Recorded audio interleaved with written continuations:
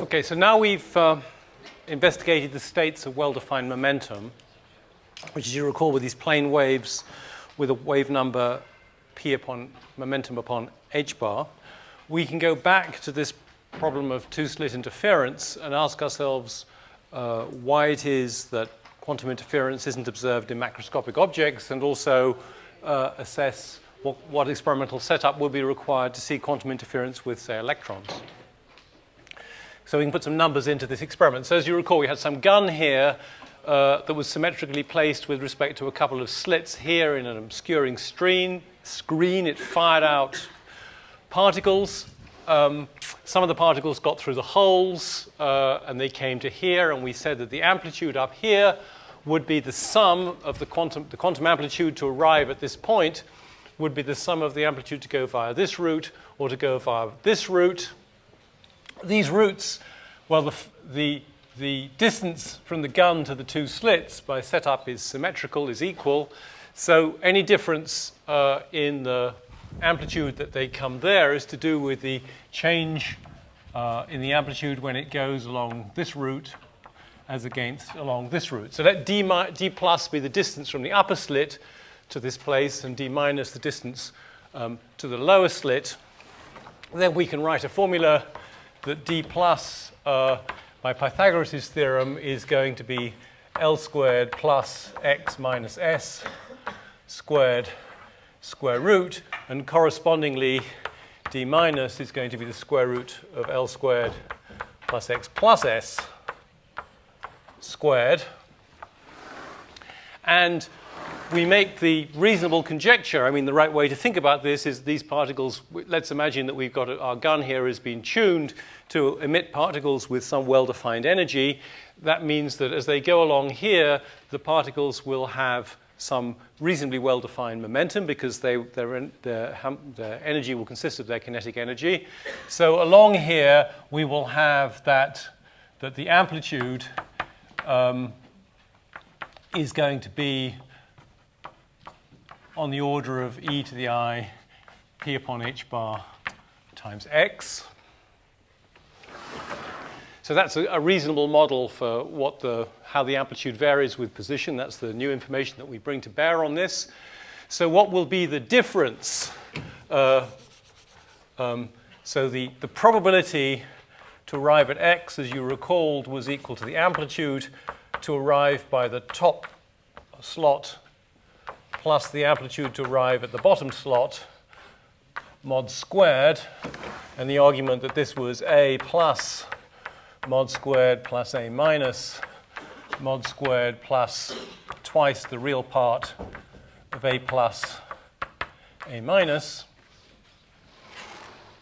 And these were about equal, and, well, these were the classical probabilities. So these were p plus p minus, and then we have this quantum interference term, which we want to assess.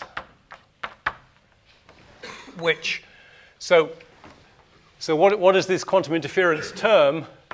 So the interference term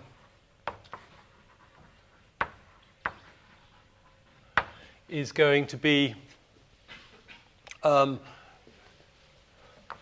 mod A plus, mod A minus, not very interesting.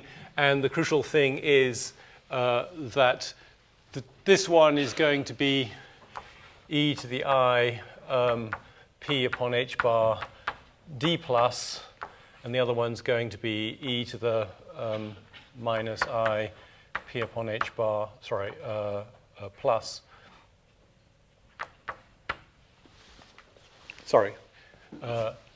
One of these needs to have a star in it, which means that one of these requires a minus sign.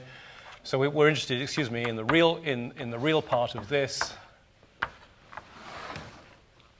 And the real part, so this thing can be written as cos p upon h bar d plus, d minus minus d plus, et cetera, et cetera, et cetera.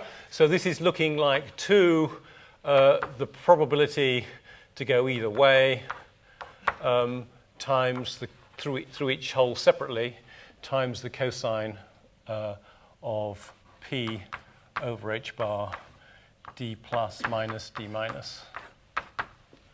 Actually, it's easier to do it the other way around, isn't it? Minus plus.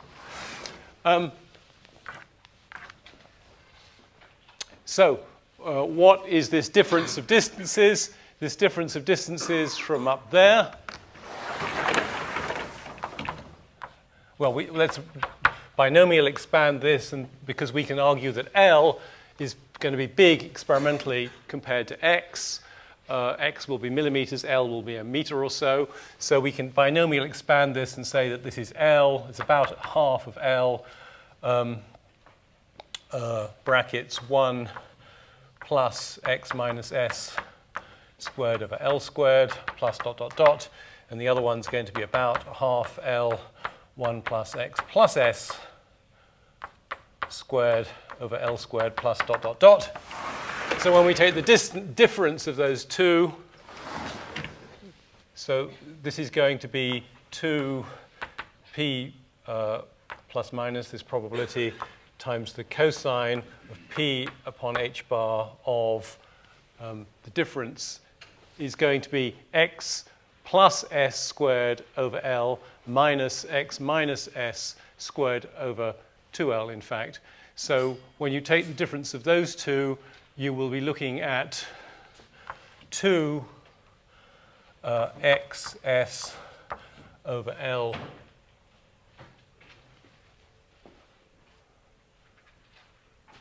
yes, 2xs over L is what that difference will be. So now let's put it. Now we need to put in some numbers, right? Suppose we take the energy, which is p squared over 2m. What do we want to do? We want to. No. So what does this do? This gives us a probability of arrival as a function of x, which is going to consist of twice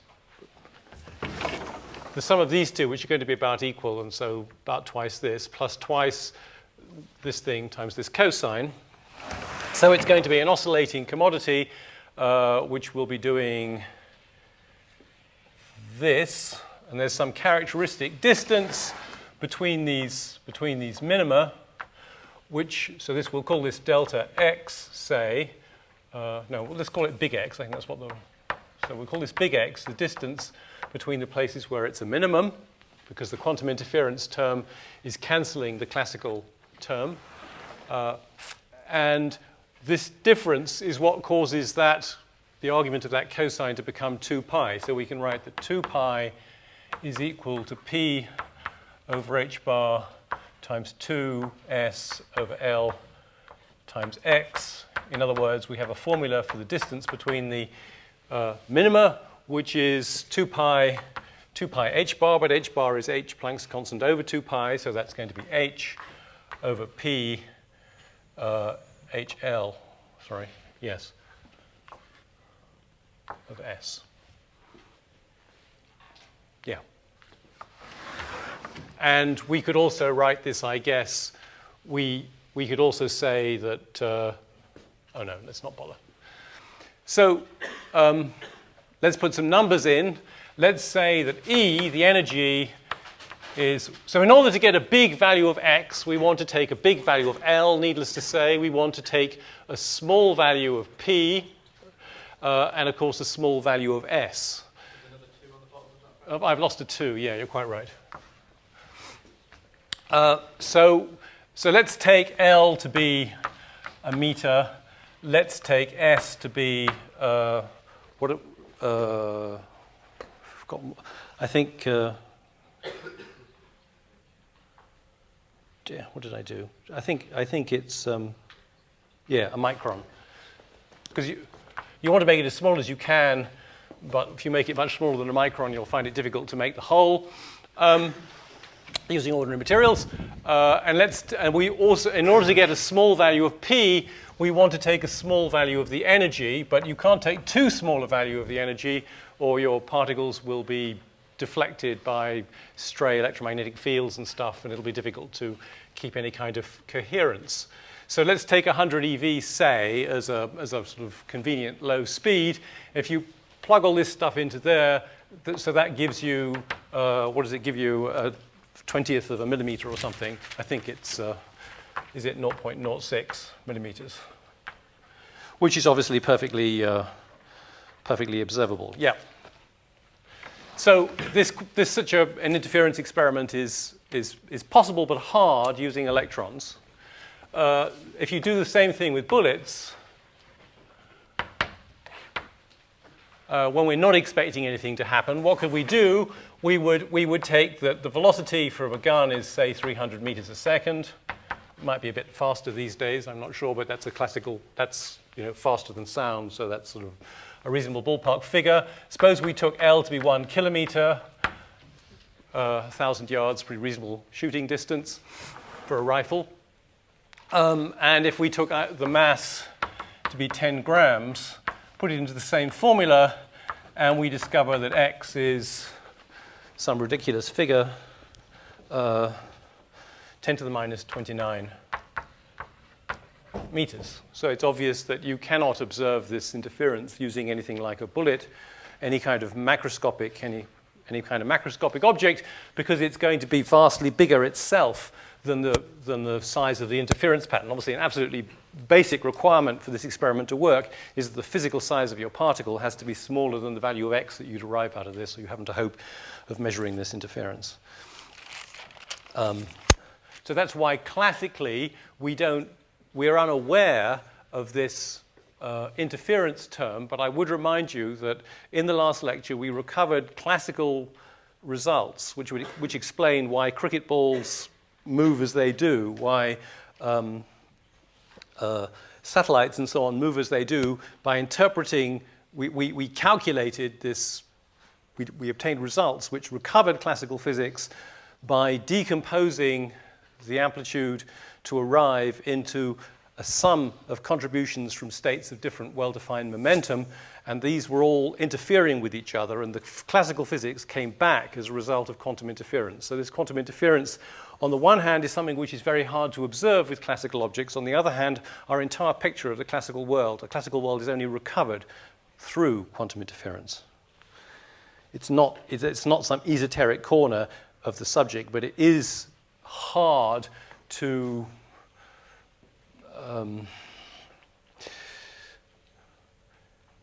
it's hard to have it happen in a controlled way. Okay, so we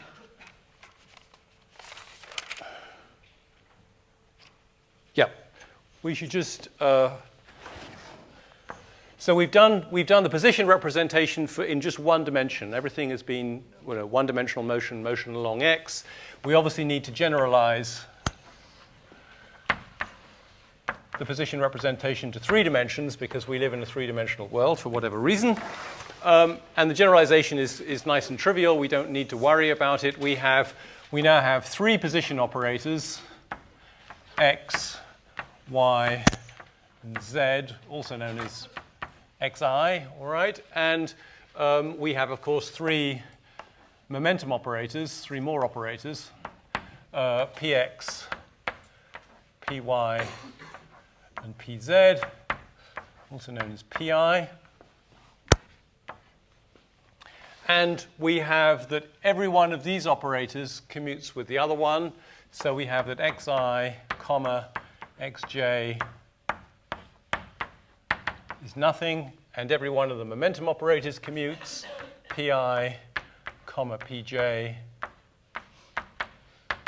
equals nothing. So it is possible to simultaneously know your x coordinate, your y coordinate, and your z coordinate. There's a complete set of eigenstates, of well-defined states where you know all those things simultaneously, or you can know all 3 components of momentum, but you can't know, there's not a complete set of states for knowing, and so on. And the only other interesting thing we have to have is xi commuted with pj is IH bar delta ij. So it is possible to know the x position and the y momentum, but it's not possible to know the x position and the x momentum. So most of these operators commute with, well, each operator commutes with 4 of the remaining 5 operators, but it does not commute with its own momentum. That's what each of these position operators. So that's the generalization there. What else do we have to say? Well, we used to have a wave function of psi being a function of scalar x. We now, it's trivial, the argument of the wave, we can now label a complete set of states by x, y, and z. So we can write that we have states of well-defined position which are labeled by a vector now, vector position x, because there are three. This is an eigenstate of the x operator, it's an eigenstate of the y operator, and an eigenstate of the z operator. So we need three eigenvalues written inside here to describe what this is. That's at a mathematical level. At a physical level, this is the state of being at the location position vector x. Correspondingly, our wave functions become functions of x, y, and z because they become these complex numbers. Right? That's still a complex number, this complex number, but it's a function of x and y and z, the locations of the particles. Similarly, we have states of well-defined momentum, up. We have states, up of x, which is x, p. So now we have px, py, and pz because we have a state of well-defined momentum which is labeled with all three components of momentum. So we have this function of a complex of this complex function of three variables, x, y, and z, labeled by the momentum. This is just an identical notation. And whereas in when we were doing this in one dimension, we found that this was e to the I p over h bar times x, not vectored. Now that's a vector, and whereas on the bottom we used to have h bar to the 1/2, now we have h bar to the 3/2, reflecting the fact that there's an x component to this, a y component to this, and a z component to this.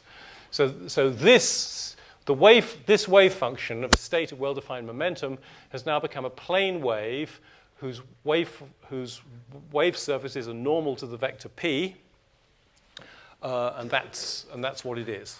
It's easy to check that stuff works. It's a very straightforward generalization of what we did before. And I think that's all we have to say. Oh, not quite. We also want to say what the momentum operator p looks like. So previously we had that xp, not what I'm talking about. Yeah. xp of psi was minus IH bar. It was introduced by this formula here, d by dx of x of psi. All right? That was what we did in one dimension. That generalizes in three dimensions very straightforwardly to x p psi. So that's become a vector. That's become a vector because we have to write down what it is for px, py, and pz. This is really going to be a shorthand for three formulae.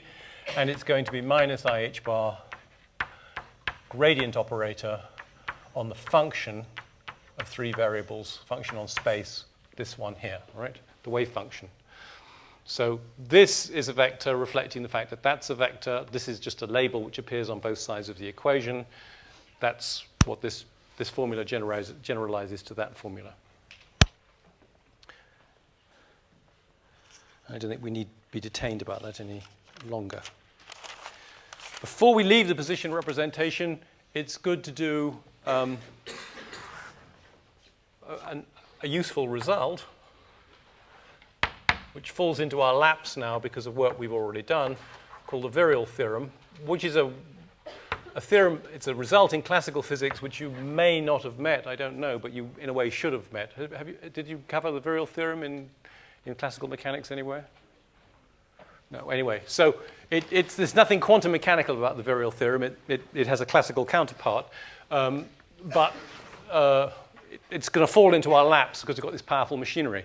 So do you recall, if we are in a stationary state, that is to say a state in which the result of measuring energy is certain, then all expectation values for such a state are constants. That's why we call it a stationary state. It's going nowhere.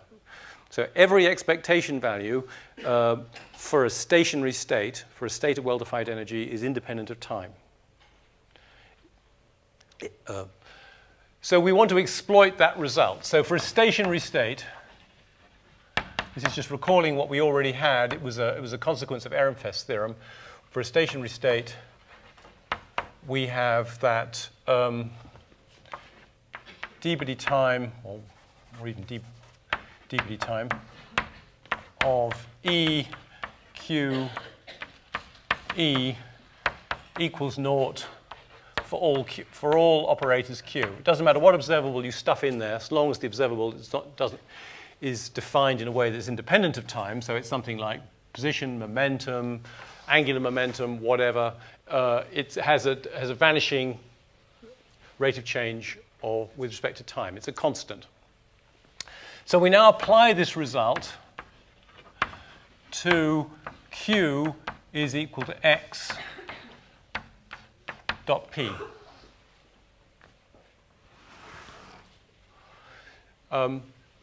So then we have that naught is equal to d/dt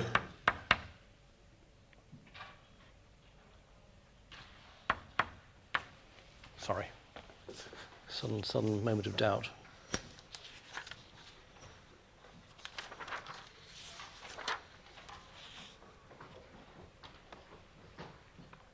Yeah. So I want to apply this to x dot p e, and let's divide sticky in our h bar. That, by Ehrenfest's theorem, is x dot p comma h. Whoops. So Ehrenfest's theorem tells us that this rate of change, which vanishes, is equal to this here. And now let's take, suppose we're dealing with a particle which has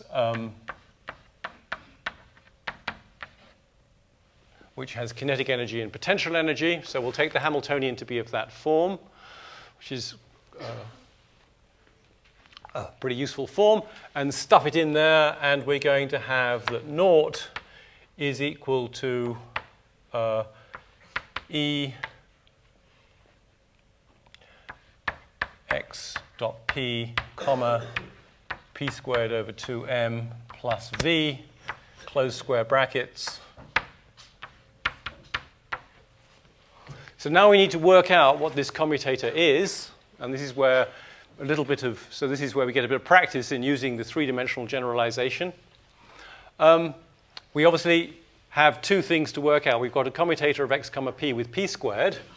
So let's work that out. X comma p with p squared.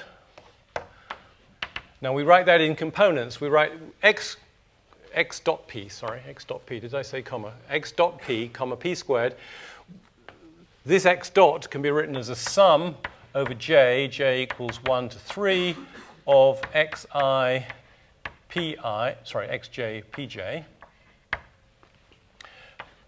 So that's just a way of writing that.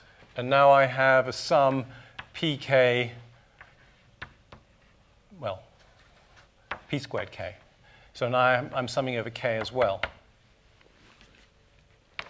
Right? P squared is px squared plus py squared plus pz squared. Now we can work out this using our rules for a commutator. We had that rule that ab comma c was equal to a comma c b plus a b comma c. P, we know that pk commutes with pj. That's been written down up there. So that commutator vanishes. That's this one here in some sense. That's this one here in some sense. And so what we're left with is, so we have this double sum. We're going to have xj pk pj, let's squared, comma, no comma. So that's what we get. So this has to be commuted with that. That's what I've written down, I hope. And then there should, in principle, be another term, this commuting with this, but that vanishes because pj commutes with pk for all j and k. So we have to work out what this one is now. And we can use the same rule. If we're being pedantic, we would say this is x on pk, pk. So we would say that this is xj, pk, pk plus pk, the commutator of x and pk. I'm using the same rule, and that all has to be multiplied by pj. The same, because I'm now writing p squared as pk, pk. But this is IH bar, this is IH bar, so these two terms actually contribute the same thing. This becomes 2 IH bar p times delta jk times pk times pj. And I'm sorry, I've lost track of the sum sign. Here we have a sum sign. We're summing over j, and we're summing over k. Sum over j, and you get nothing because of this delta jk unless j is equal to k. So this becomes pk, pk summed over k. But pk, pk summed over k is the same thing as p squared. So this is 2I h bar p squared. That's what the commutator is of x dot p with p squared. Now let's do the x dot p commutator with v, which is itself a function of x, of course. These things all ought to have hats, really, but it's difficult to write down enough things. Well, what we want to do is write this thoroughly in the position representation. In the position representation, x dot p is minus I h bar x dot gradient. Right? That's what this becomes in the position representation on v, which becomes a function of x. So this is in the position representation.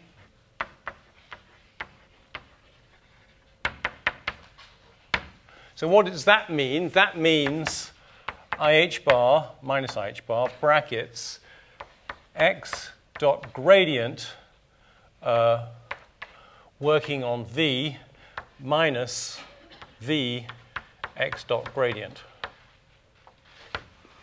And this is an operator statement, so it's waiting for you to put in the function of your choice of psi on the right? There's a virtual function there for it to work on. That's the meaning of this v x dot gradient. And this x dot gradient v doesn't mean x dot gradient only v, it means of everything that is to the right of it, including your psi. So when you use this x dot v on v times alone, you'll get a term, and then you will still have to use the x dot v on the psi, but the result of using the x dot v on the psi will be killed by here, an x dot v on psi. So what this is equal to is minus IH bar x dot gradient of v. That's all that survives this, is the action of the nabla, the gradient operator, on the potential itself, the action of the gradient operator on the wave function that's virtually sitting here is cancelled by this contribution here. So we now have, we can put these results back into what we had up there. So what we had was naught is equal to, is equal to the sum of these commutators is equal to E x dot p comma p squared E plus E x dot p v. That's just summarizing where we stand. This we've discovered to be, this is 2I h bar. This commutator turned out to be p squared, so it becomes the expectation. Oops, there should have been over 2m on this, shouldn't there? Because it was the Hamiltonian, p squared over 2m. This p came from the Hamiltonian, where it was p squared over 2m. This v came from the Hamiltonian, where it was just v. So we have over 2m, no, let's leave that alone, of p squared over 2m, e plus, we figured out that this one was a minus IH bar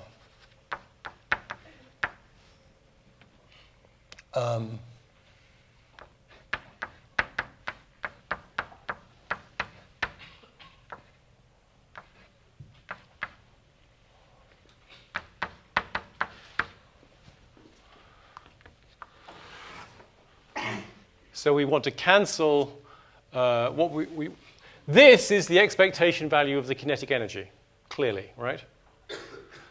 P squared over 2m is the kinetic energy. This is the expectation value of it. Cancelling the IH bar, we can say that 2 times the expectation value of the kinetic energy is equal to this stuff.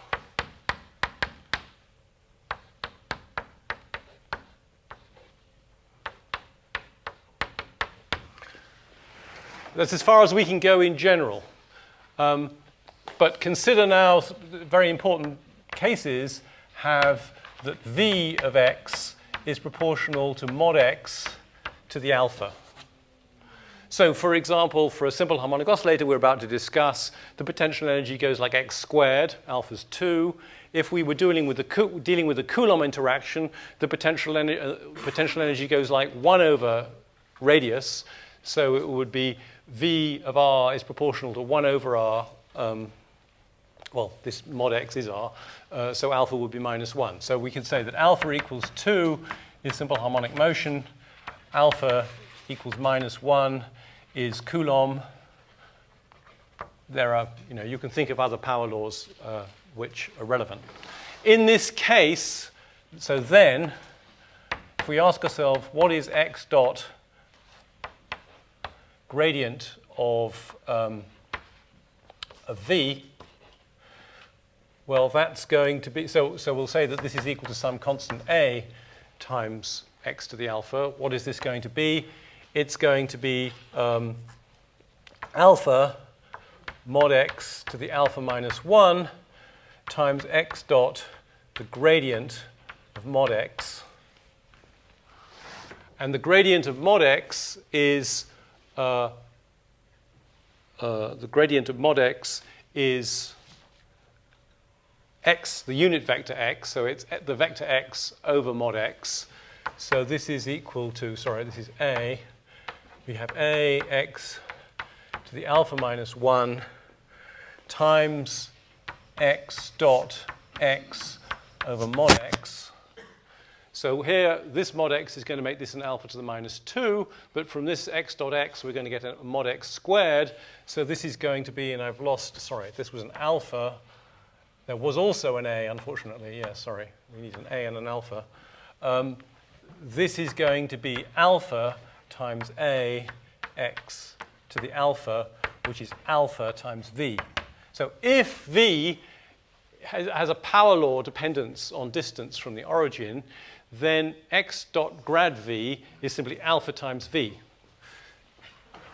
So when we put this result back into that formula, back into this statement here, we have that twice the KE, expectation value, is equal to alpha times the expectation value of the potential energy.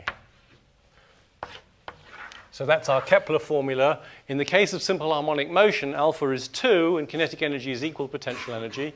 In the case of Coulomb interaction, where alpha is minus 1, you have that the potential energy is minus twice the kinetic energy, which is to say that the particle has lost 2 units of energy in falling in from infinity into a bound orbit. It's lost 2 units of energy. 1 unit's been sent off to infinity in radiation or something, and 1 unit is used as kinetic energy of its orbit. So this is the Virial theorem.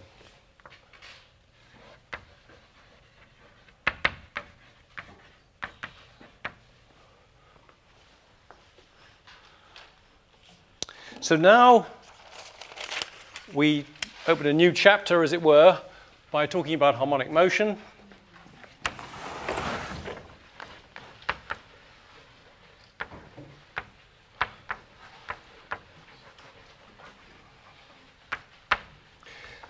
The harmonic oscillator is the single most important dynamical system in physics.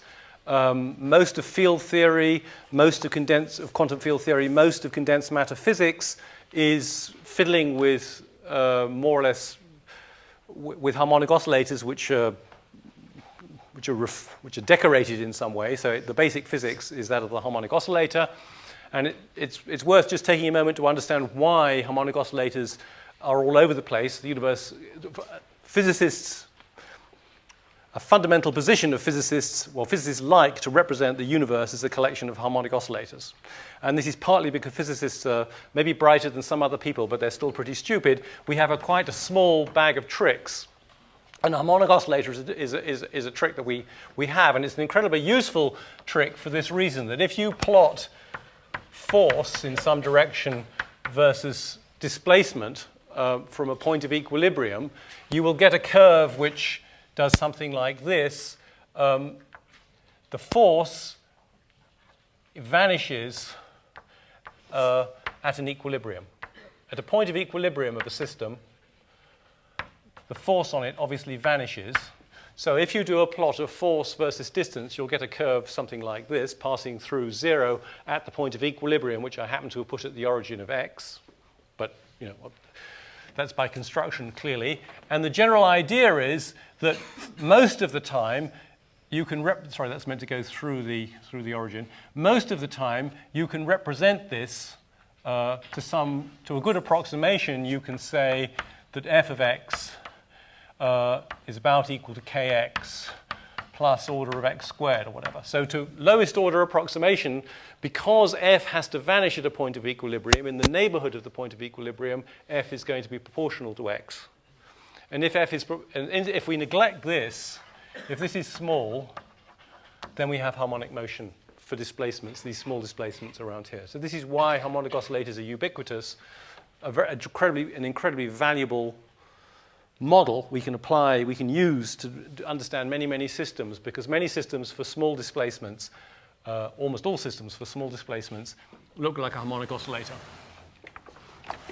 Okay, so let's agree what the Hamiltonian of this thing should be. The Hamiltonian of our harmonic oscillator should be p squared over 2m plus a half k x squared, right? Because if the force is going like that, you integrate it up, this becomes the potential energy, and this is, of course, the kinetic energy. We're familiar with that already. It's better, though, to write this in a different way to anticipate results that are to come, and to write this as p squared plus m omega x squared over 2m. So, and of course, omega squared is k over m. So it's easy, defining omega squared to be k over m, it's easy to write this formula like that, and that's how I want to write it. If you want to reproduce this formula, just think about dimensional analysis. We want to have p squared over 2m because it's the kinetic energy. We're always saying that. And here, I want something that's proportional to x squared and has the dimensions of momentum. And obviously, omega x has dimensions of speed, so m omega x has dimensions of momentum. So that's why that enables you to recover that quickly from this. And that's the way to go for practical purposes. So there's our Hamiltonian. And we're trying, of course, to solve these stationary states are the key to understanding dynamics because they have this trivial time evolution. And by decomposing any initial condition into a sum of stationary states, into a linear superposition of stationary states, then evolving the stationary states, we find out how any arbitrary initial condition evolves in time. So that's why we want these stationary states. I've said that before, and I'll say that again. So we want to find states of well-defined energy. This is the problem we want to solve. And this is a completely generic situation in physics. First of all, you think about your physical system. On the grounds of physics, you write down the Hamiltonian. Then the next thing you do is you find the damn stationary states, because once you've got those, you can do anything you want, pretty much. So that's what we're trying to solve. The way to do this is the proper way to find these states. So we need to find the energies that are possible, and we need to find the corresponding states. And the way to do this is to introduce some new operators. Let's introduce A, which is m omega x plus I p over the square root of 2m omega or h bar omega. Why do I write that down? Well, basically because I know where I'm going, but just to give you some sense of direction. The general idea here is that we want to factorize that. That's the general idea. We want to factorize the Hamiltonian into, it's a quadratic expression. It seems kind of reasonable to factorize it. If these weren't operators, because these are operators, sorry, and in future I'm not going to even attempt to put hats on operators, right? These are operators despite the absence of hats. It's just too difficult to remember to put the hats on and takes too much time, and grown-ups never do. But these are operators. Now, if they weren't operators, this and its complex conjugate would factorize that. So that's the drift, okay? Let's write down its complex. This, of course, is an operator, and it's not an observable. It's not a Hermitian operator.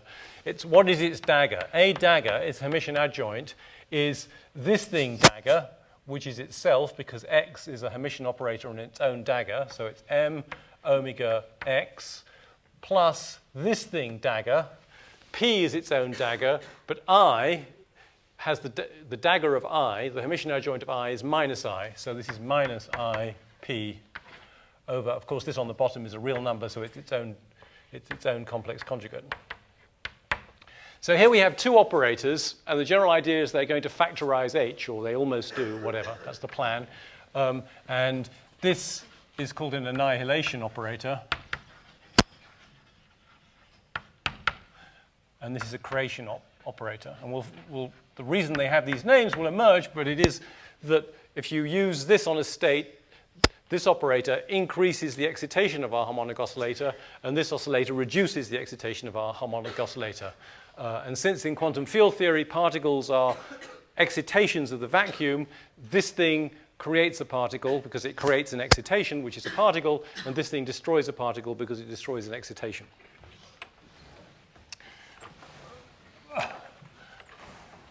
So what we next do is work out what A dagger A is, because the idea was that this product would be more or less the Hamiltonian. So what exactly is it? Let's get this right. M omega x minus IP, M omega x plus IP over 2m h bar omega. Now when we write this out, we have the obvious terms. We have p squared, and we have m omega x squared. So let's write those down. That's p squared plus m omega x squared all over 2m h bar omega, 2m omega h bar, whatever.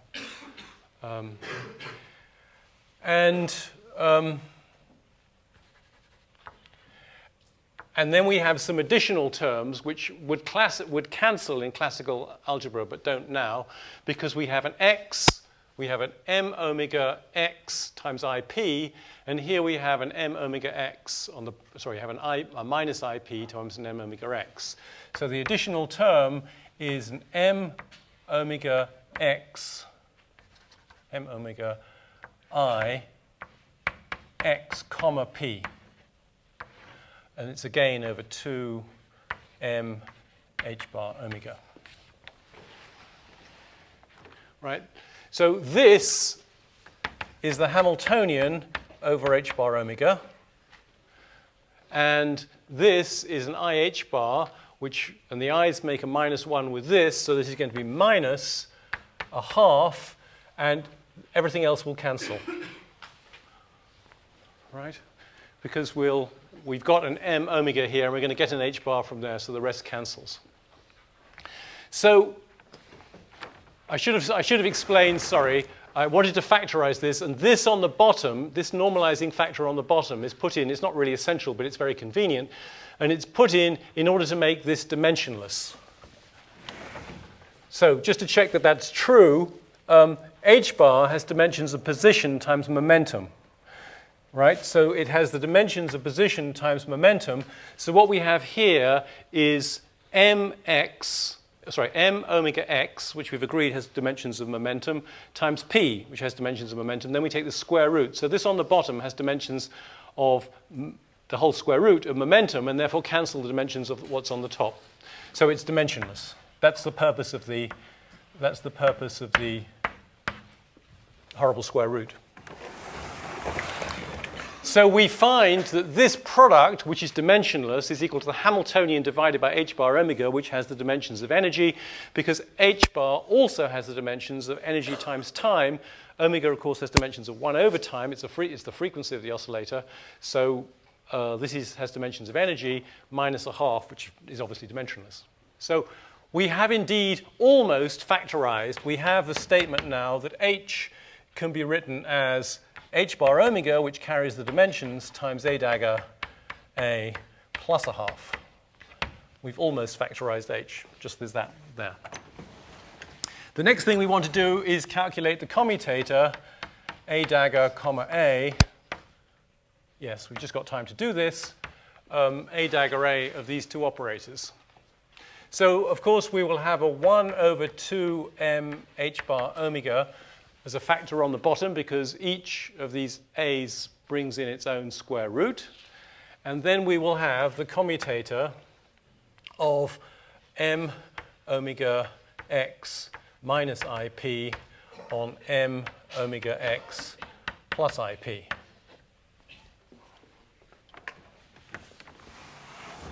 Now, we have, this breaks down into 4 commutators in principle.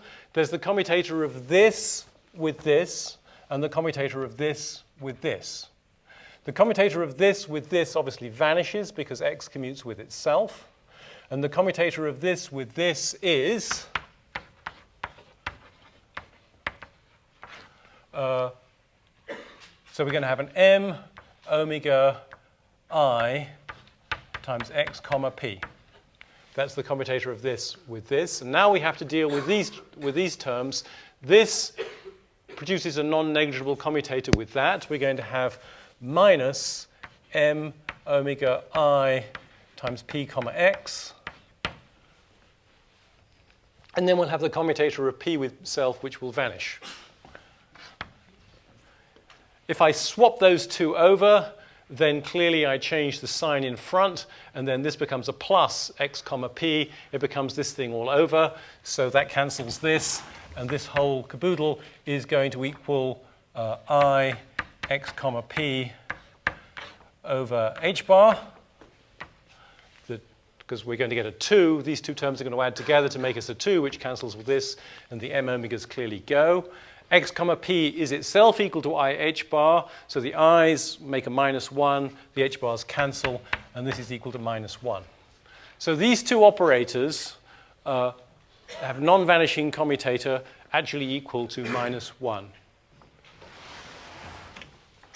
Yeah, well, we seem to still have time to nail this problem, I think. So let us suppose we have got a state of a stationary state.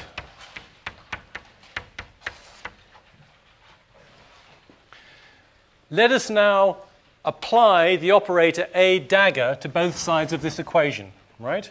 Then this is just an eigenvalue. It's only a number, so I can then write e a dagger e is equal to a dagger h e. That's obvious. I would like to swap these over, so I jolly well do. I say this is equal to h a dagger plus a dagger commutator h.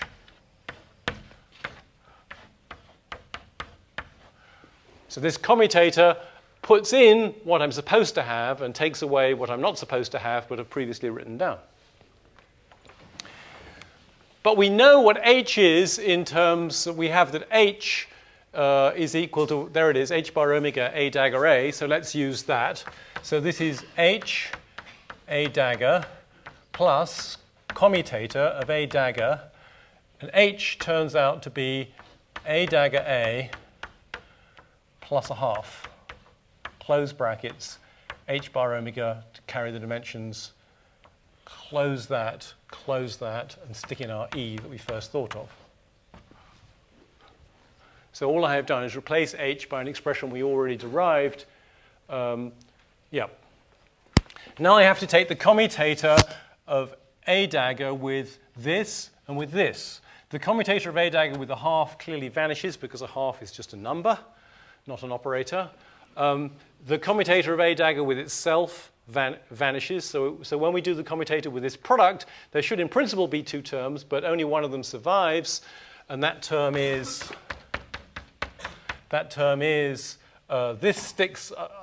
this stands idly by while the A dagger works on that. And then I have an h bar omega, close brackets, E. But we just worked this thing out and found that it's -1, right? A dagger A turned out to be -1, so this is equal to H A dagger E minus H bar omega A dagger E. Just to remind us what we had on the left was E A dagger E. This is just a restatement of what's been at the top. So we take this A dagger E and we obviously join it onto that A dagger E, and we discover that H on A dagger E is equal to H working on this, the ket that you get by using A dagger on E, is equal to E plus H bar omega of A dagger working on E. What does this tell us? It tells us that we have, out of a state which had energy E, we have constructed a state by multiplying by A dagger which has energy E plus H bar omega. So this means that A dagger E is equal to a constant, normalizing constant not discussed, times E plus H bar omega, a new stationary state.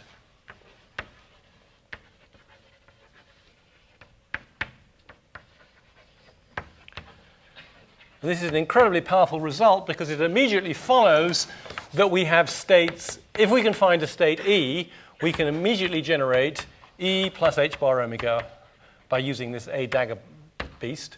And also, if we use A dagger on this, it follows we're going to get E plus 2 H bar omega. And we're going to get another, if we use A dagger on this, we're going to get E plus 3 H bar omega. So we're going to get a whole infinite series of states of ever-increasing energy simply by applying A dagger again and again and again. So what remains is to find what number E is, and that we will do first thing tomorrow.